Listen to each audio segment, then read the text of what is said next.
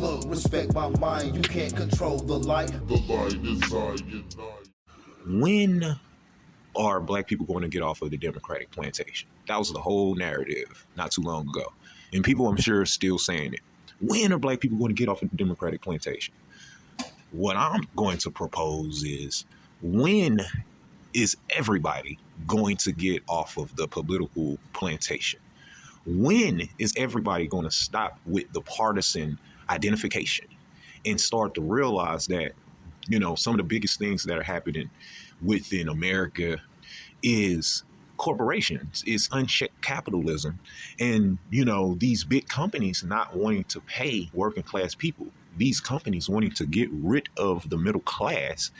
And it's both sides of the political spectrum. It has nothing to do with some fairy tale that, a lot of grifters and a lot of conspiracy theorists have been peddling and pushing for the last 10 plus years. When are people going to realize that that was all a distraction too? All the adrenochrome, all of the alien propaganda, right? When are people going to start realizing that that was just a tool to give a bunch of desperate people purpose? So in turn, political leaders and social media gurus would simply get attention and support. When are people going to start saying that? When are people going to start realizing that all of this stuff that we're seeing on YouTube, all of these people peddling and pushing this nonsense, taking advantage of the social conflict that's going on, all of the division in America, people are simply taking hold, taking grab of a specific group of their choice and manipulating that group? When are people going to start seeing that? And it doesn't matter if you have conservative values or liberal values. It's happening on both sides. And it's to give these people who lack purpose, who lack any meaning in their lives, to give that group of people that the world has told is basically nothing and won't be remembered for anything, to give that people something to fight for, some imaginary war that you are the protagonist in, and you get to be this leader and this great big patriot. When are people going to finally see that that was all a lie? While you were trying to get black people and everybody off of the Democratic plantation, when are we going to be in the 2030s when that comes out? It was all a lie to subvert and destabilize America. And some of these people who were doing it were not even from America at all. They were from other nations. They had invested interest on seeing America collapse, because the next big thing is going to be a technological war. That's the next big thing. Hacking and artificial intelligence and deepfake, fake pages and sock puppets, AI accounts just put and programmed to say racist stuff on both sides. Black pages, right? Black Afrocentric pages that aren't actually run by black people. They're run by somebody in China. And for anybody that's Chinese, I'm not, trying to say that it's just China that does this or, anything like that. It could be happening in Russia. Somebody running a alt-right page that isn't even from America, spewing a whole bunch of racist propaganda and far-right rhetoric, isn't even a white person, to destabilize the country even further, to subvert.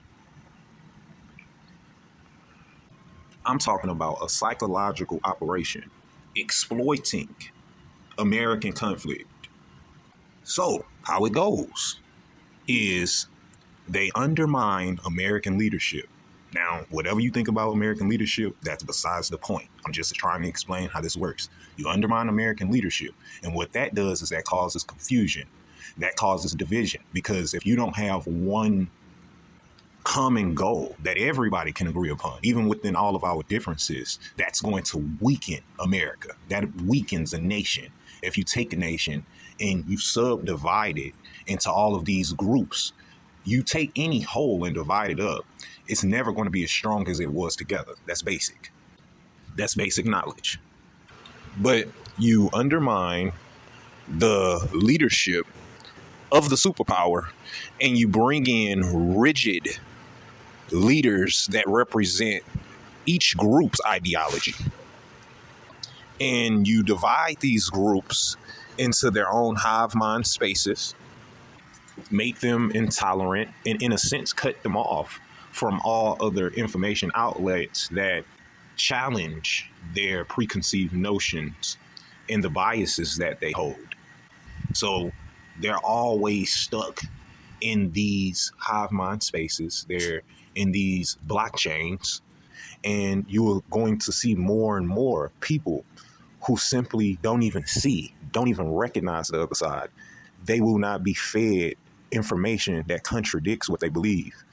The news that they get, the suggestions that the algorithm gives them, they won't receive any information that can make them more objective or get a clear view on what both sides of the spectrum is actually saying. And that's just going to make people more intolerant and prone to misinformation. Exactly what you're seeing. And just believing these half-baked gurus and leaders who just want to make money. Their whole goal is to exploit this situation. A lot of them have been shipped in their plants, you know what I mean?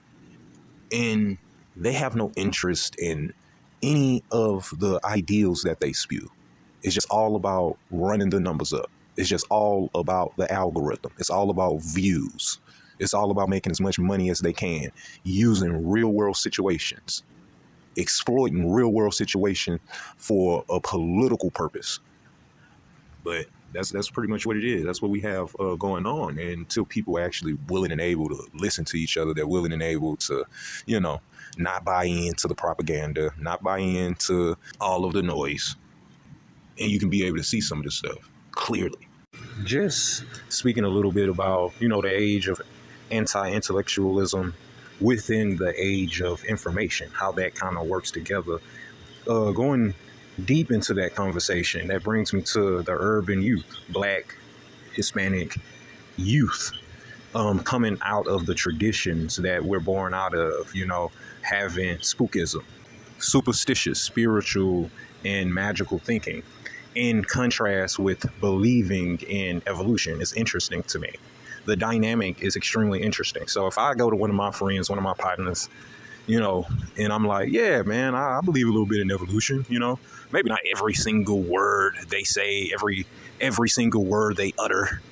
But yeah, it's very common sense. Evolution isn't that difficult to grasp if you look at it in depth. And it's not even that much in depth. It's a lot of things that we don't know, and that's okay. But when it comes to the basic structure, timeline of evolution, it's not that hard to comprehend and believe. It's really not. And I think about it in this way. This was kind of the point of this post. If you can bring yourself to believe that a man died, rose in 3 days, and floated into the heavens, if you can believe in angels and demons and wishes and warlocks, you can believe in all of this stuff, right? And in the exact same breath, you will say that you can't believe evolution. That's absolutely wild to me, because the thing that you are suggesting doesn't have any real tangible evidence other than word of mouth, other than testimonials for the real in-depth hard evidence. We're talking hard evidence where it just proves it, or it all but proves what you believe. Because this is the thing, when it comes to all of these spiritual systems and whatnot, obviously there's something going on, because millions and millions of people, scientists, different people who study different fields, are finding that belief system isn't true. Now, if this whole book, whether it's the Hebrew Bible or whatever it is, was inerrant, then how could any of these scientific systems have any validity to stand on if the book of reference you speak of is inerrant, if it has no error in it? Matter of fact, you actually have, scientists in the academic world, they dominate our society in terms of innovation and technology, hence where we are today with social media, the internet, goddamn artificial intelligence. That's all because of science. When you go and you take some NyQuil when you have the flu or whatever. So all of this is just insane to me. It's kind of like I get whiplash, the inconsistency. You believe in science enough to heal you or to fix your cold or your cough or to go to the doctor and do whatever it is that you go do. But you don't believe in science enough to believe in evolution to a degree, right? And when I talk about evolution, I mean literally the Big Bang, life, human beings evolving out of some prehistoric ancient primate, which it isn't that hard to believe. Look at humanity. But which is more likely? We have angels and demons in this giant world of good and evil, this spiritual warfare narrative that's actually real, or we evolved as some prehistoric primate with animal instincts. And over time, because of some adaptation, we developed a moral and ethical system. At a similar time period, our brains began to get bigger. We became more intelligent, where we could process more complex situations and attitudes and worldviews. We developed, when it comes to good and evil, we developed these moral and ethical codes. These moral and ethical systems because of this adaptation. But we brought with us the same animal instincts that we always had, that we had with that primordial species that predates us. So to me, that makes more sense than some convoluted tale of good and evil and human beings being the center of the universe and us going to heaven and the whole Christian biblical narrative, Jewish, Islam, whatever it is you believe in.